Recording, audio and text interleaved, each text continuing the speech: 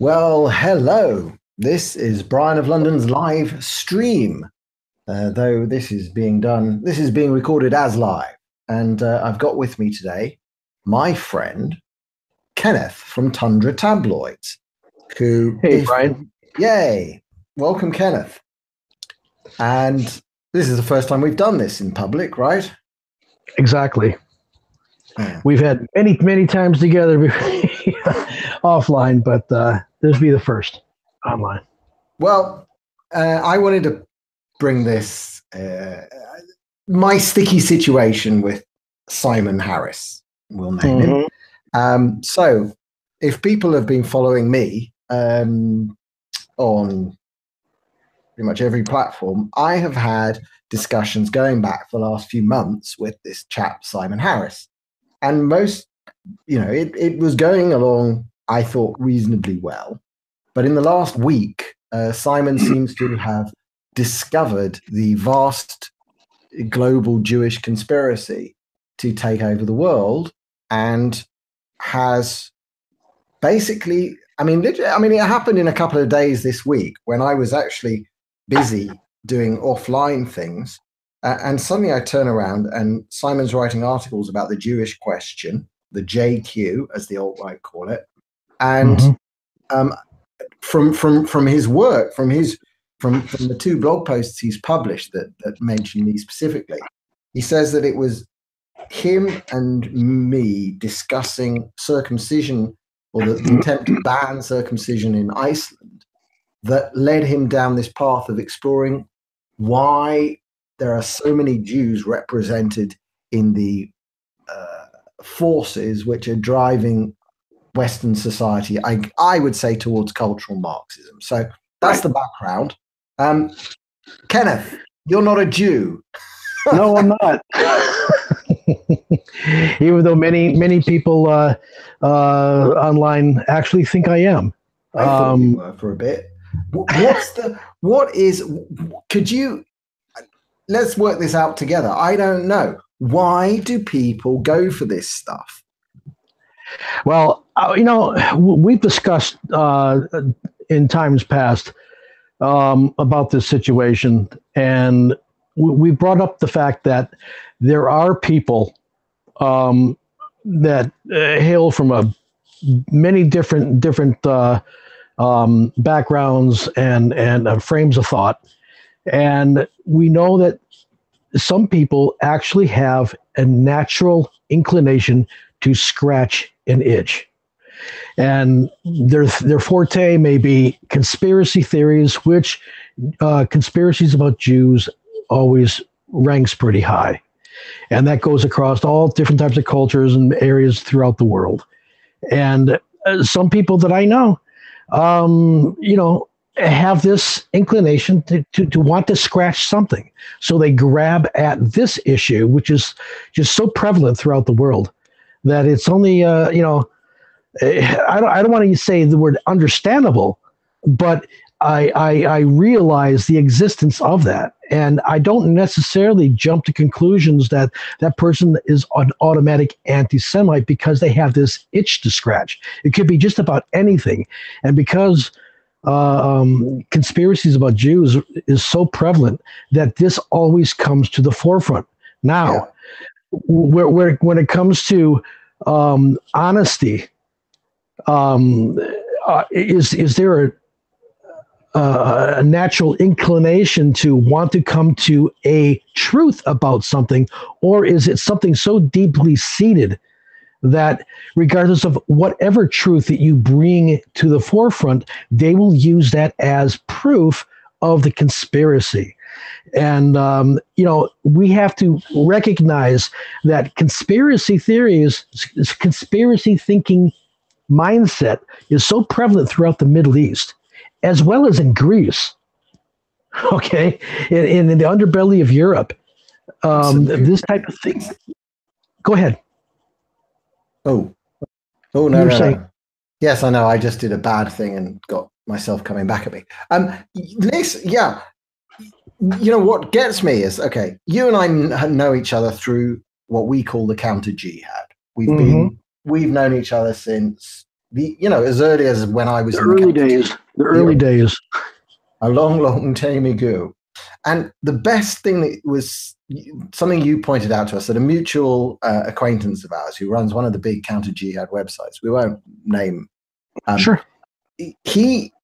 Somebody sent him a piece that was, going in these broadly, going in the direction of saying, hey, look, there were a lot of Jews in the Frankfurt School, so right. Maybe this is all a big Jewish conspiracy to destroy the world. And his answer back, and he's not Jewish, was, I'm sorry, I can't accept your piece. I like the work that you've done up to now, but I look around me and I see lots and lots of Jews also fighting in the counter-jihad. And it just seems that Jews are overrepresented in many academic and intellectual fields.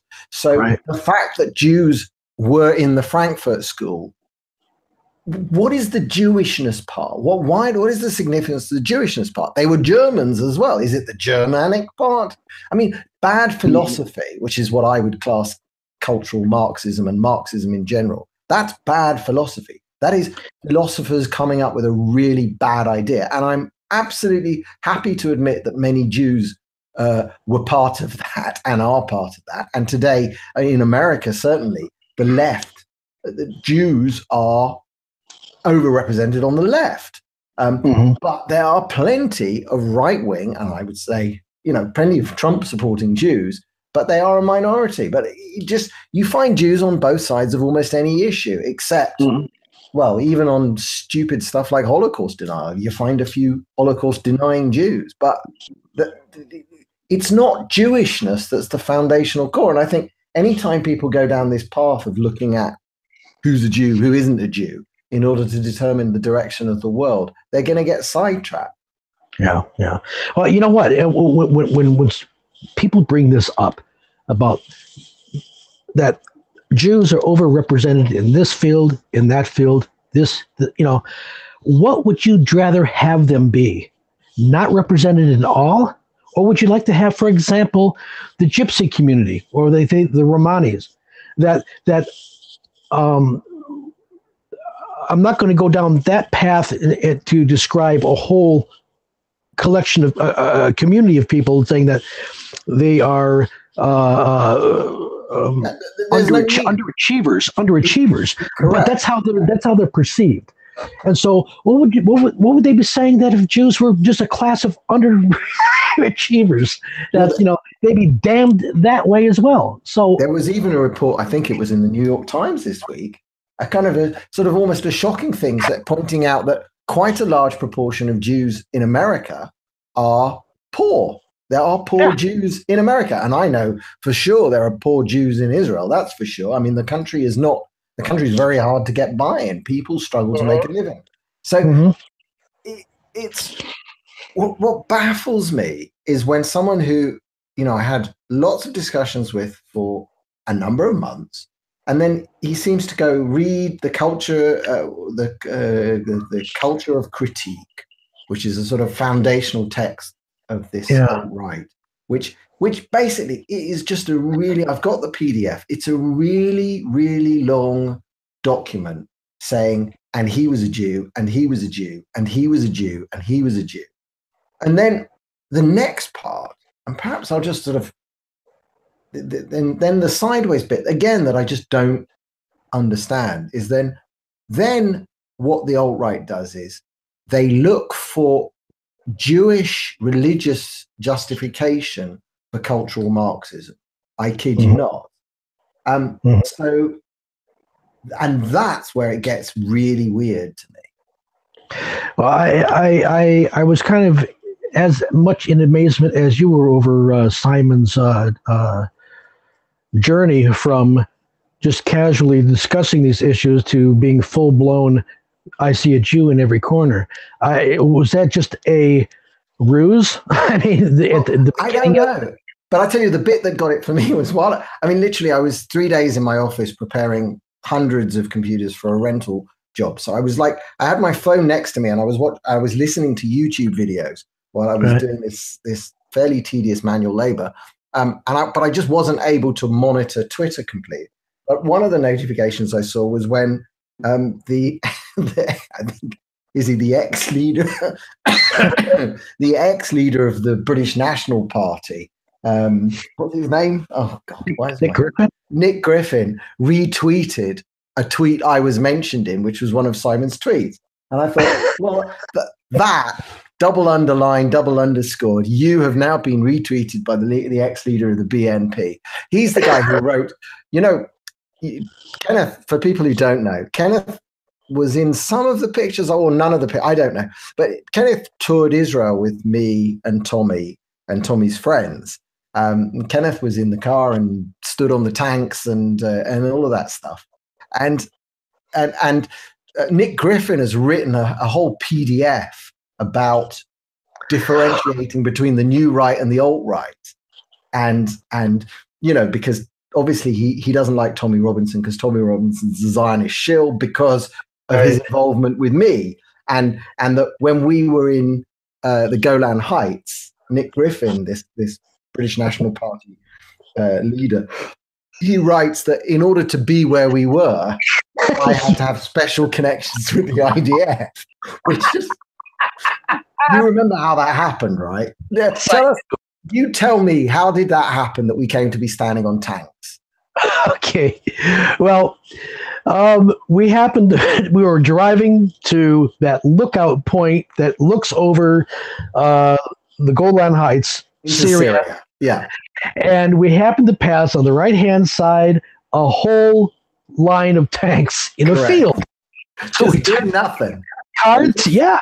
And he goes, "Jay, this looks interesting." We turned into the field and started walking up and chatting up these soldiers that were sitting. Exactly. Our tour guide went straight up to the commander and said, "Do you mind if we, take some pictures with the tanks?" And he just looked at us like, "They're just fucking tanks." So I mean, to people who are ignorant of the area, I mean, the IDF for all that it does, in maintaining the security of the country, is probably one of the more open forces that I've ever seen.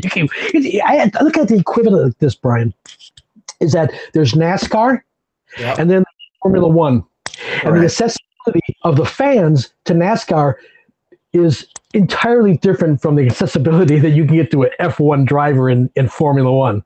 Yeah. But that's the point, because this is a big diversion, but the IDF is our army. It's like, it's my army. It's my kids will be there in 4 years, 5 years. And so it feels like the people's army. And I tell you, this came up. Who was I discussing guns with? I think I was discussing with Simon guns. The whole point of guns, America's Second Amendment is to prevent the government taking over. It's about resisting the tyranny of an army. Whereas in Israel, we really, I don't think that there is a feeling that the army is something that could ever be tyrannical and come for us, because they're our children. Every one of us almost everyone in the country was either in it or has a current stake in it. Yeah, but don't confuse the army with we're talking about the government. Correct. Not so much as the people are not afraid of the army per se, but of tyrannical government, which which is what I think has caused the problems all across Europe and all across and in America to this day. It's tyrannical government. Now, is it Jewish tyrannical government? I just, it's like this. That it's like the oldest joke, about the Jew who reads the Nazi newspapers because it gives him a tremendous feeling of power and superiority. Yeah. I've run across people who are just so adamant, about that it matters that, Jews are in this field, Jews are in that field. Well, you're going to find good and bad players in just about anything. I brought it, up to your note about, for example, Finnish immigrants in the U.S. Being overrepresentative in the demographics of the communist leadership, and how many people have you ever heard of, blaming Finland for the rise of socialism, communist socialism, whatever, in the United States? It's just kind of ludicrous to me, and it just seems so preposterous. I look at the ideology. I've said this so many times to people that it matters little about the color of the ears, but what travels in between them.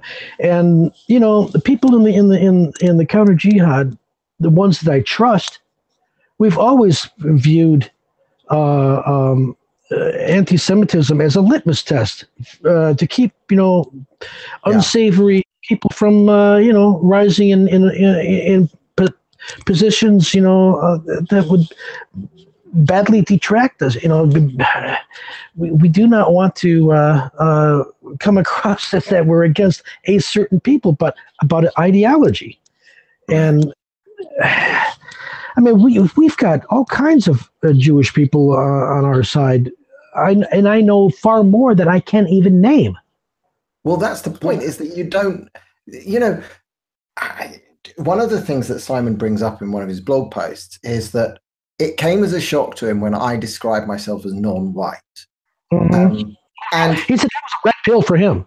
Yeah. Now, it's also a red pill for me in a certain sense, because it was only after I started understanding Ryan Bellarose's indigenous arguments for the indigeneity of Jews and Judaism to Israel. That was what got me thinking about a white identity and whether I had it. And having decided that I am a Jew and the place for Jews to live primarily today is Israel, Judea, Samaria, the area that I'm sitting in. That's where the genesis of my Jewish identity happened. And it's not a white identity. Now, I've got skin color, and this gives me on to the problem, and I've watched so many of these alt-right videos over the last few months. I see in them an identity crisis, okay? And it's the same identity crisis that the Palestinians have to a certain extent. I'm not denying that there are white people. I'm not denying that the thrust of cultural Marxism, or whatever, or progressivism, or whatever you want to call it, is to denigrate the white man. And in South Africa, I think there is a white genocide underway. I think they're trying to kill all the white people or get them out. Yep. I think these are all absolutely valid. But whiteness is not the identity. It's like, this is what you see this between European identitarians and the American alt-right and the identitarians there, is that they want to put everybody from Northern Europe or Europe in general with white skin in a box. And that's a really weird box. Yeah, yeah. I think Sargon of Akkad, he had broached that subject not too long ago, and other it's not that it's not like it's a fake identity like the completely invented Palestinian identity that's layered on the top of Arab and Muslim identities. Yeah, it's not that, but it's not one identity. Germans are not the same as the French, are not the same as the British, and are not the same as all of the I'd say that state identities in America. America's a strange thing. It's like they've got state identities. Go and live those. So he brought a very good point. What if you were to take Albanian Muslims and drop it by a tone of an amount of 10,000 in a village, right? Are you going to have a white community, that you're going to rally behind? Are they going to identify with the Irish culture there? Are they going to revert to, how they have, what culture and ideology that they've been familiar with? It has nothing to do with whiteness. Absolutely. That was the point, is that skin color, listen, it's the same. Whiteness as a core identity is another racist. It's exactly the mirror of the left wing with their nonsense identity politics. There you have an identity. Now, America is a mixed identity, and that America is a set, well, you tell me better. America is a set of laws and a legal structure and a constitution and a history that includes bringing people in. Here's a good. I don't have the person's name at hand, but let me read something that I've put on the side of my blog that goes to the heart of this. Yeah, and it's called, there's no common cultural legacy for the alt-right, and the unifying heritage of Europe is religious and philosophical. It is Jerusalem and Athens in one famous formulation. Christian religion and Greek philosophy, filtered through Roman law and culture, are the foundation of European culture. The tensions, agreements, developments, and settlements between these have shaped the Western world, and these roots of Western civilization are not congenial to white supremacy. Christianity is universal in its message and Jewish in its origins. For centuries after founding, and I'll close here, Christianity's center was the Mediterranean world, including Asia Minor, North Africa. Christianity has never been defined by race, and locally grown racist heresies are only sustainable among those ignorant of Christianity's teachings, origins, and history. Now this is I continue here by myself, that you look at many of these people who are really hardcore alt-right, and they basically leave Christianity. That's why you see such a fascination with pagan symbols, runes, Nordic, Yes. And that they reject the Enlightenment. They reject, that. Face it, in the original Roman Empire, which Christianity sprung from, or basically supplanted, that there was a plethora of people from all around the Mediterranean and elsewhere, and it was not seen as a racial thing. It was an idea. Yeah. And this is where they fall. They're calling for a return to something that they can't even identify because it undermines their own rationality for what they're doing. That also marries up with what sort of modern Israel is, because Jews have evolved. That's why also, I think it was when I saw Simon going off towards the Babylonian Talmud. So I was working with one of my colleagues in my office, and it was Israeli born and bred, Hebrew speaking, Hebrew reading. He has a one up on me. I said, "Have you ever read the Babylonian Talmud?" And he looks at me like I'm completely insane for even bringing up the subject. I just don't know. Look, the Babylonian Talmud, Sanhedrin, and I know the only bits I know from it actually are the bits that the Muslims have stolen, and then I have to go back and find where they got it. So the best example of this is I think it's 530, 31, 32, 33. He who kills a soul is as if he killed the whole world. And that's in the Jewish book called the Sanhedrin, which is part of the Babylonian Talmud. And it's part of a treatise on why it's important not to bear false witness during a capital trial, i.e. a trial that could result in someone's death penalty. And it's an interesting legal discussion, but that's what the whole Babylonian Talmud is. It's like YouTube blood sport discussions from 2,000, 3,000 years ago. Pick from that is very disingenuous. Well, that's the point. And then they're written down, and they take multiple sides because it's Jews. The common expression here is that if you have two Jews, you've got four different sides of the argument. Right. And that's what the Babylonian Talmud is. And yes, there are people in yeshivot with black hats and payas, the hair coming down, and they study this thing. But it's tens of thousands of people who devote their life to studying it. It just doesn't drive daily life here. What drives daily life here is a Hellenized version of Judaism, the Ten Commandments, and a whole bunch of other laws and rules that were developed but are modernized. Simon, I don't mean to come too hard down on him, but because he's not here to defend himself. But he made some interesting points that it's like that. Okay, Christianity and Islam is under a critical eye, is being under criticism. So too should Judaism. But wait a minute, Judaism and Christianity has been under scrutiny for hundreds and hundreds of years. Well, that's right. Look, you can argue. We can argue about circumcision, and that's what sort of kicked this all off. It seems ridiculous to many people, but again, I keep coming back to I'm sitting in a country of 6 odd million Jews, couple million Arabs.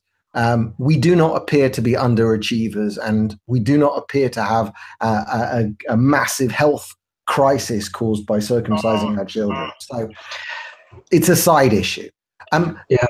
Beyond that, I believe that it is Jewish values at their core. And, the values of Judaism, I can sum it up quite simply, and Bat Yaor put this in her books.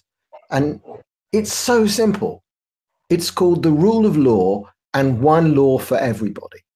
And if you don't have those two things, then all of Western society is destroyed. And that's why, what Trump's going through with looking at the Clintons and how they use the legal structures of their power and their control of the legal system, I think in ways that don't apply an equitable law to all. I think that's the end of civilization. Absolutely. Once you are not of rule of law, you're and like what Sessions just said to California, right? The federal law is this person is an illegal immigrant. Now, we're leaving most of them alone, but any of them that have committed serious crimes, we're going to come and pick up. And if you're going to block us, California, we have a significant problem, because that's the end of the rule of law in California. Mm-hmm. Mm-hmm. Yeah, well, that's the nullification movement. And lo and behold, the first nullification movement was from the Democratic Party. Yeah, it's a shock suddenly for the Democrats to have discovered states' rights. Yeah. That's a different rabbit hole to go down, but it's relevant. But getting back to anti-Semitism and conspiracy theories, for me, it just seems so ludicrous to even go down. I place it, in the same category as 9/11 truthfurism and so forth. I don't need, Well, they often go together because, of course, obviously, there's a strong element within these people that Jews did 9/11. Oh yeah, of course, yeah. So I mean, they have a lot in common with the Muslim Middle East and large of Greece as well, because let's face it, they were under Muslim rule for how many centuries. It's just so prevalent there, and it's just so childish. It really is. And there's better things to do. And this morning I was listening to one of the alt-right things. It was the details are unimportant. And then I switched over to the thing you recommended, which was Sargon discussing communism with the chap who started off being a Maoist, but was then trying to argue, really trying hard. And Sargon's a bright chap who's read a lot, and that's a lethal combination. And I enjoyed that so much more than listening to people say it's the Jews, it's the Jews, it's the Jews. There is an intellectual there is intellectual stuff out there to learn. And if you're going to spend your time reading Culture of Critique, I'm telling you, and looking for Jews. I've told my wife so many times, I say, can you imagine? Because every 9/11 here in Finland, there was a guy that writes an op-ed for the local paper, and it's about 9/11 being an inside job. And he's got his website and everything. And I mean, it's just like a website with pages after pages after pages. And I just look at it and I said, can you imagine spending your time devoted to something like this? Yeah. Now, I spend a heck of a lot of my time over the last, 12 to 15 years, concerning, Islamization, concerning, the downfall of Western society as I see it, statism, the classical liberalism being on the defense, and there's some really good things to fight for, and yet people are devoting themselves to something is just akin to, Don Quixote with the proverbial windmill. I just can't. It's just so. That's my feeling, and the thing is that if I say it as a Jew, well, it's called deflection, and well, obviously you don't want us talking about the JQ because you're a Jew, and I'm trying to Jew you over, and there's all of this baggage that comes with it. I'm not white, I'm Jewish. That's my identity. Right. And that's the other thing is I don't think, and this is where I think the alt-right has a problem expanding outside of America. If you're so they like one of the chaps who pops up in a lot of videos is a guy from Britain called Mark Collett. I think he's been prosecuted under Britain's hate speech laws, which honestly I think are ridiculous. I have become much more of a free speech absolutist. I quite like the idea that these people have got videos and YouTube channels. But then I look at Simon and I think the trouble is that every now and then, otherwise seemingly intelligent people are taken in by this stuff. But I still don't worry about it to the degree that the problem I see for the alt-right, which is kind of Sargon touches on this, is it's not a coherent identity that you're going to get. You're going to get someone in France to sign up to who happens to have white skin. What the hell has a French-speaking Frenchman got in common with a chap from Idaho? Not much. Apart from potatoes, but even then they argue over what to do with them. I mean, it's kind of a class consciousness type of mind frame, that they think that because of the whiteness, of their skin, it's going to be a national identifier for everybody. And people are more concerned about their own locale, their own job, their own, that's why I focus on ideology. It's like, do you believe the government should be bigger and control more of your life, or do you think it should be smaller? That's something to coalesce around. Do you think that Sharia law should be applied in your country? That's something to coalesce around on. The color of my skin isn't. It's not important to me. I don't care, and I don't care your color of skin. I've never really thought about my whiteness. I really, my philosophy is important to me, my belief system, but my neighbors. But I know a lot of white people that I just don't want to be next to.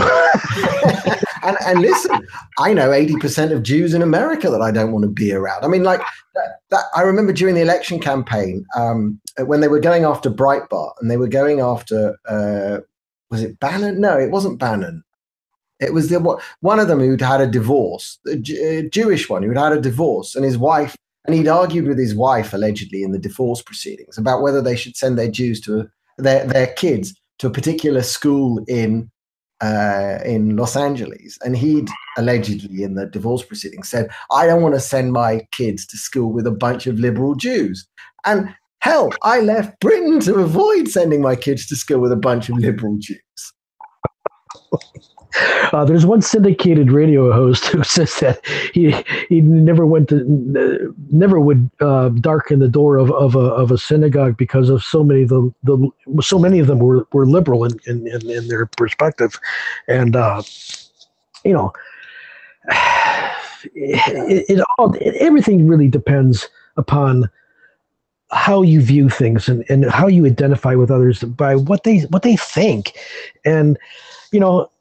I don't know, man. I just there's time is short, and to spend it on such trivial matters like that. Yeah, and I mean, I love that. That's the other. Okay, the final. This is the final part of the alt-right argument that we'll talk about, and then we'll close it for today. They always come with this argument. Mark Collett. I notice now that Simon has got in his blog post and a line of argumentation that comes straight from Mark Collett in the UK, which is, if I was, he says, I've only been chucked out of one and barred from one bar in Barcelona, Simon says. And, you know, that could be for any number of reasons. Maybe I was being an arsehole that night. Maybe the bar manager was being an arsehole that night. But if I was chucked out of every bar and I was banned from every bar in Barcelona, you'd start to think maybe there was something about me that was a problem. And then they go on to point out how many countries have expelled Jews in the history of ever. And I think, I don't know, Mark Collett gave a number at 300. I don't even care. I just don't care how many countries have expelled Jews. Now, you can take this as evidence of two things. And the alt-right and the far right, they say that this is evidence that the Jews did something to deserve being chucked out of every country in the world. And the other alternative is that Jew hatred is really deep, and especially because for centuries the Catholic Church basically promoted it. And I mean, I think that's the problem that we had in Poland. That's the alternative reason. But no, they go for the one that Jews there must be something bad about Jews. Well, didn't Simon say in one of his closing arguments something similar to that, you know, using that argumentation? Well, and that's the point, yeah. And that he was talking about Spain, and that Jews had aligned themselves with the Muslims, yes, and the Christians. And then I look in, lo and behold, in Ephraim Karsh's book about Islamic imperialism, in the great man Ephraim Karsh, that Muslim ruler had sent a letter to a Christian leader in Levant during the time of the Crusades and asked if you would join me to go against the other Christians. And that's what they did. And it was, but, you know, he didn't even take the time to even comment on that. He just let it go. I mean, I think, basically history is full of alliances and maneuvering and politics and stuff. And to say that Jews are the only players that matter is to blow up our influence way out of all proportion. And I mean, it's nice to be so powerful, but I'm not feeling the love. Painting yourself as the victim, as well as being, basically white supremacy, that because of your whiteness, has made our culture, not the ideas, but our whiteness, right? It's because we're white we have these ideas, and yet then paint yourself as this pitiful victim that this small clique of Jews can manipulate and turn one against the other so easily. It's just ludicrous. Yeah. Well, I think we can probably end it here. But this was quite successful to my mind. So I think we should probably try and do this again. I quite enjoyed this. Same here. I like venting, and there's just so much there that needs to be addressed. And when we come across people like that, it's a shame that it happens. But when you know what the facts are, and why should we have why should we have any type of fear that their side will win out? I don't see it growing greatly. I think Sargon is right that the alt-right is basically a very short-lived fire in the pan, flash in the pan, as they say. And same thing with overt anti-Israel rhetoric in some countries. In some countries, it's been embedded in the culture and it's taken root.